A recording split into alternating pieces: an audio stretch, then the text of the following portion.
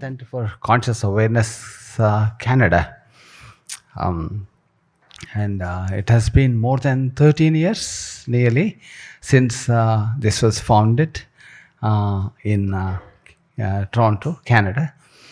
And it's growing. Each time I see it's blossoming, changing people's lives, especially youth like yourself, young and burgeoning personalities, looking ahead, your future and responsibilities, and the way you are preparing yourself to tackle global issues and problems. Yes, we take one step at a time and see how we can really move along. So I'm quite impressed with the topic. It's like external stressors impacting our lives. Yes, that's really good. Whoever picked the topic, really very good. They just went straight to the main crux of the whole thing. Exactly. So the world should be encouraging you, welcoming you, and easing your stress, and making you recognizing you and making you unfold yourself the way you are. That should be the case, and so that you can really realize your objectives and enjoying the journey of life. But stresses. So of course, stress is everywhere. As I notice, beginning from my airport travels to getting into the plane, to getting off and again reaching the certain my residence, and then get to the audiences, and there are many more challenges, even luggage challenges. There's plenty of stresses waiting, stress causers, and like creating situations are just waiting for us everywhere. But I wouldn't take it that way. Although it is true, in reality, cause stress upon you. Maybe what I would do, I would reduce my expectation first from the world.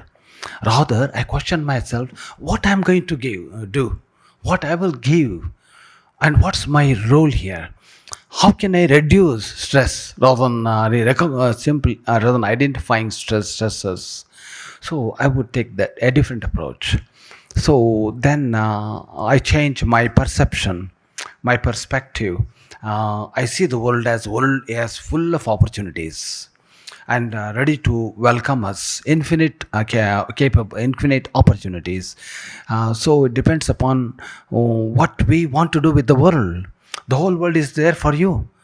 You don't have to stay in your home or in your hometown, or you can just go beyond the borders, beyond oceans, and you can really explore infinite opportunities for a person who has positive mentality, who really has explored his or her inner self, the potentials, unique nature, and the passion. Mainly passion means desire, ambition with with the backing of your emotion.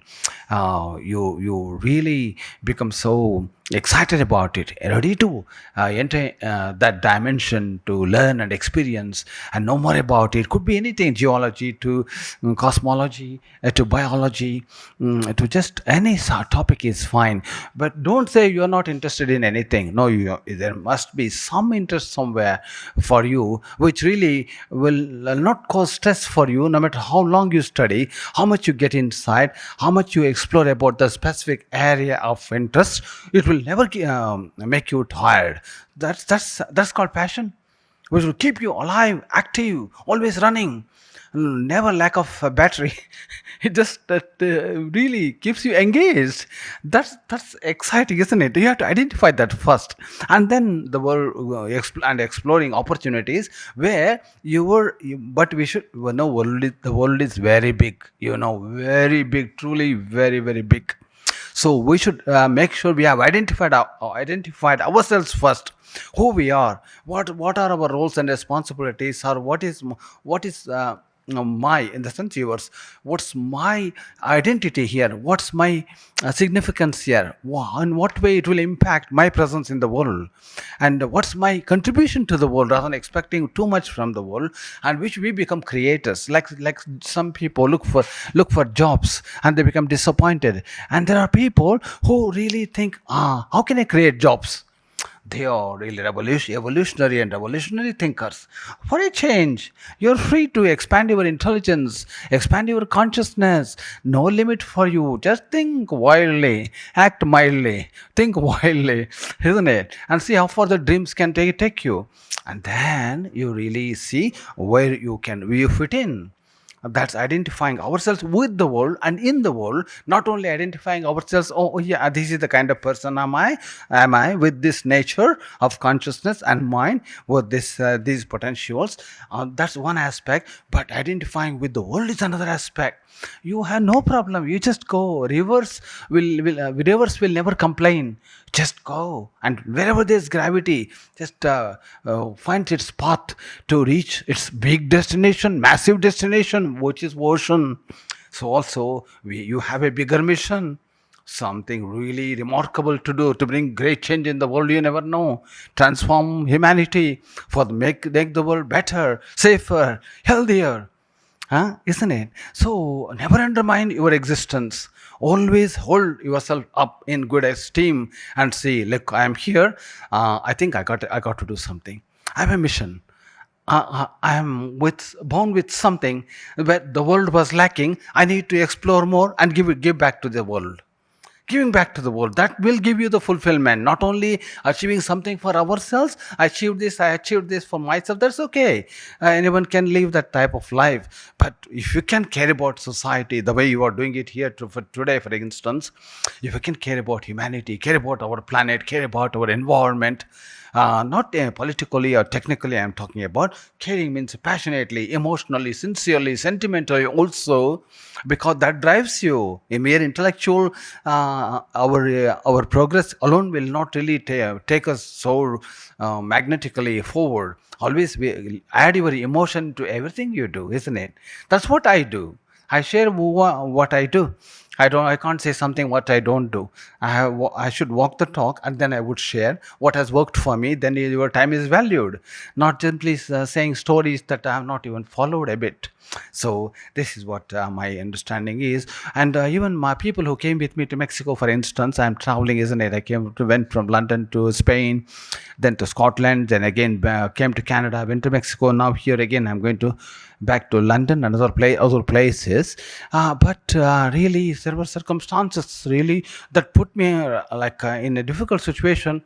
Then I say, no, stay calm, stay with your breath, and understand the moment. Let's see what this moment has to offer for us.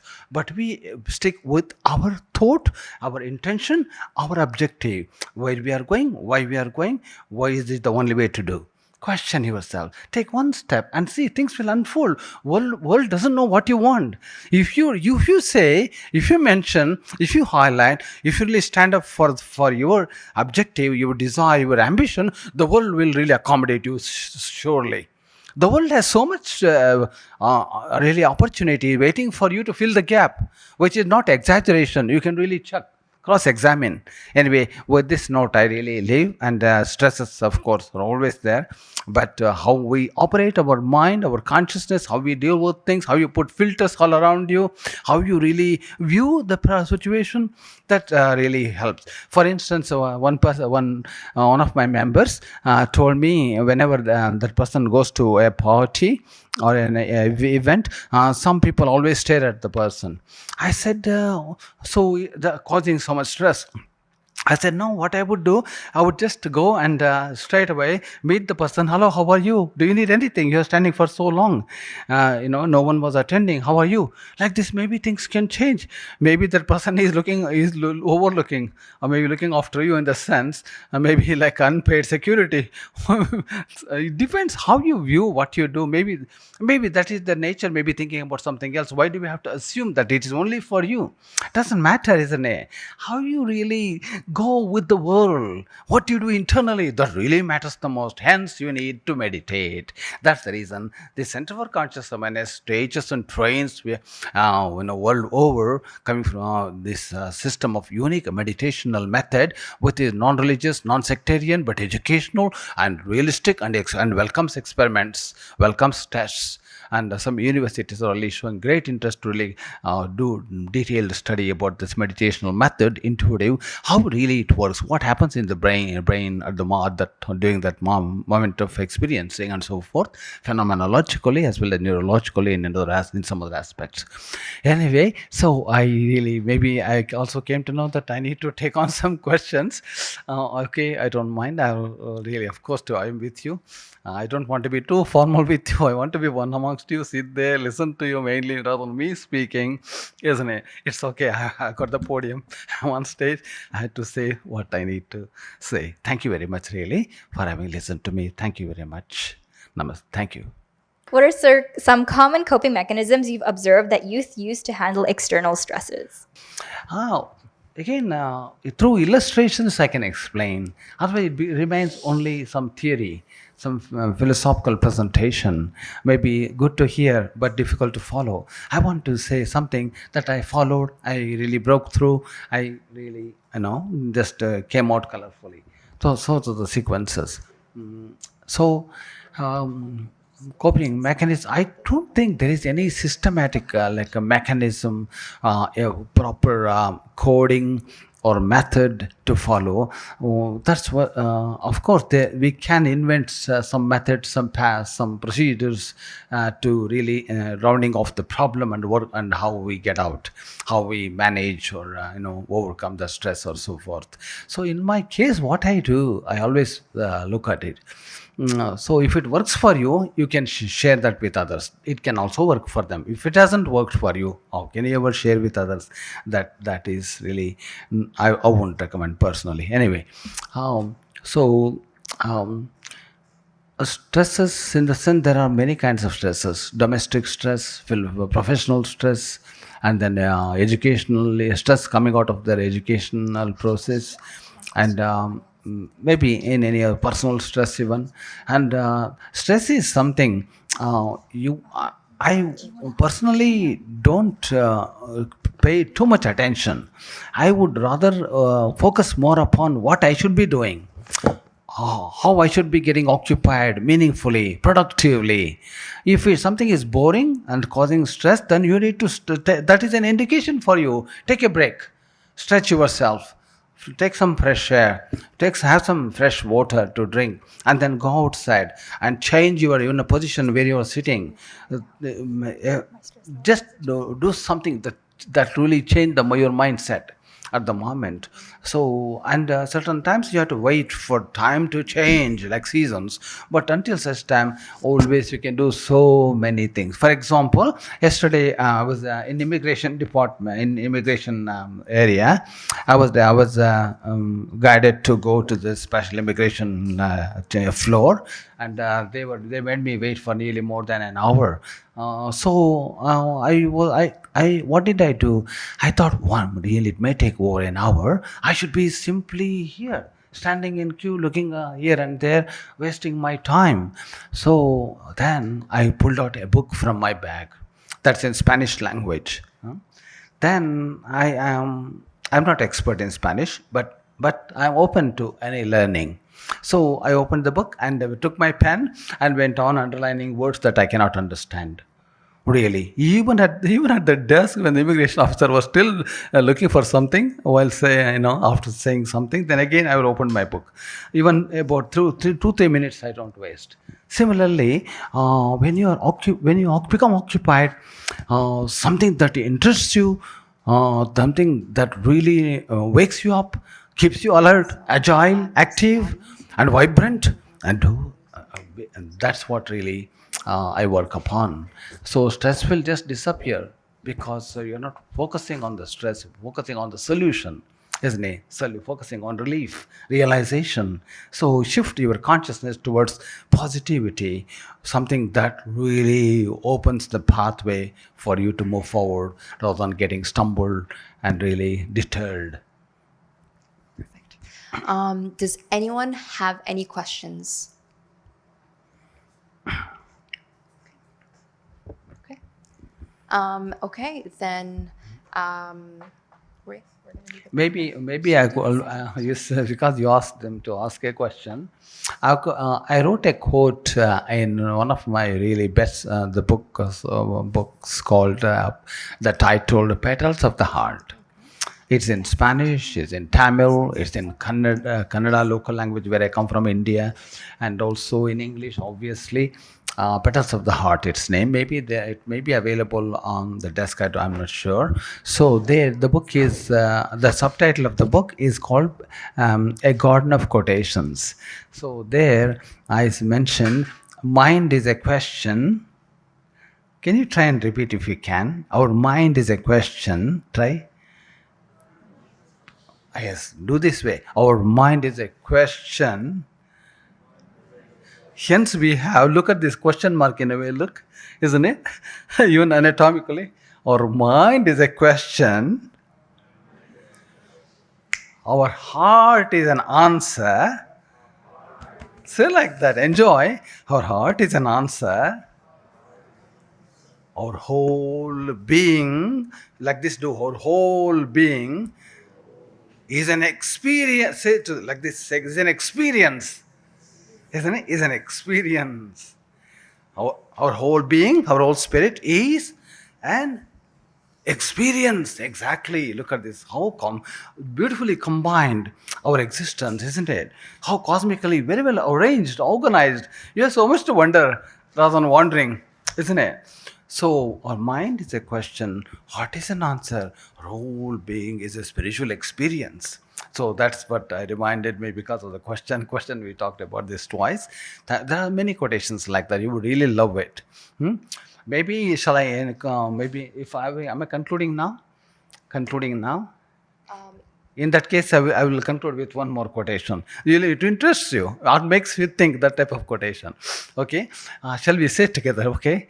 The universe outside of us is a scientific reality.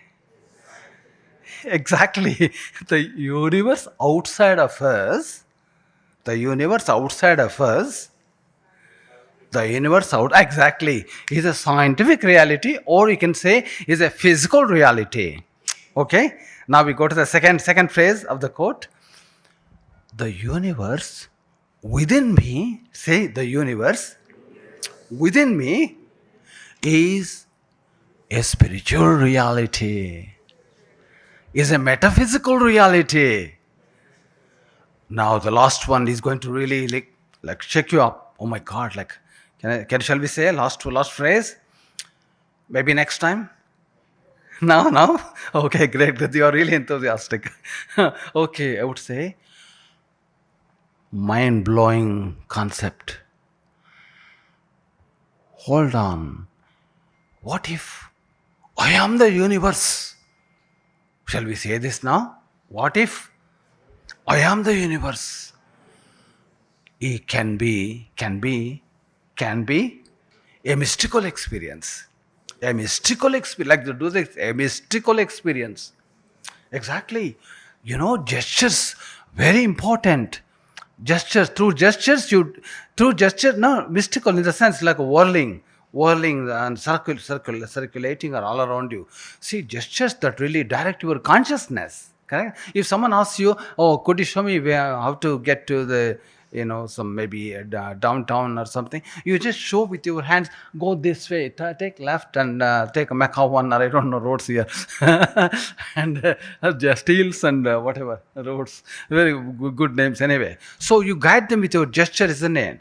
So gestures that really supply, transmit energy, knowledge, guidance. So in your case as well, to awaken certain your subliminal mind, you have to use certain gestures. Make make yourself animated. I was invited once some time ago here in Chronicle television interview, and that guy he interviewed me only for 1 minute to test whether I would pass the test for him to interview maybe about for 20 minutes or so.